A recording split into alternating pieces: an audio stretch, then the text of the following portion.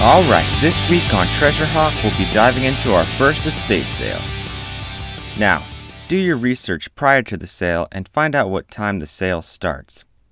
Find out when they post a sign-up sheet and anticipate what your competition is going to be. This particular sale had some nice items that I was personally interested in, so for tip number 1, get there early. If the website listed items that you absolutely have to have, you won't be the only one. If you do get there later than someone else, have comfort in knowing that one person can't be in more than one place at a time, so you might get lucky finding something in another room. Tip number 2, sign up. The sooner the better. Most sales post a list the day of the sale. A few sales I have been to will post the list the day before or even have an online email list. You don't want to show up 2 hours early just to find out 30 other people have already signed their name the night before. Sign-up sheets grow up to 50 people very quickly. Depending on the size of the house, they normally only let in 10 to 15 people at a time, 20 if the house is big. Being in the top 15 on the list normally guarantees you a spot inside first. Tip number 3, scan photos for clues. The day of, while I'm waiting for the sale to open, I will scan the sales photos for clues as to where particular items might be.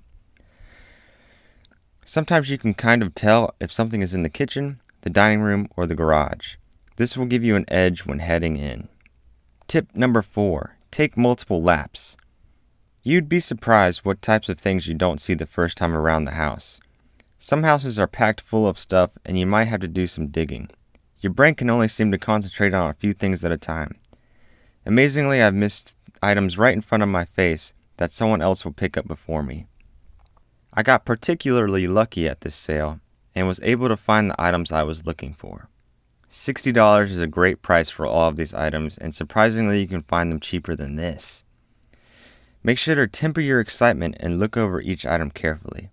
Especially with electronics, you want to check to make sure things aren't broken and if it has all of its pieces, cords, controllers, etc. Make sure to check battery compartments for corrosion. Finding things like this is really rare. You want to make sure you do your research prior to know if they're at a good price. I found this used Wii as well.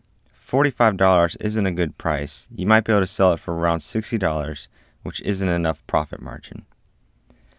Estate sales have a range of items. The garages are always good for old tools, parts, and bicycles. Find your niche, stick with it, and buy things that you're interested in. Each sale is a learning experience. You'll see items that you've never seen before. Next episode, we'll get into what you'll do with these items after you buy them. Until next time on Treasure Hawk, good luck and happy hunting.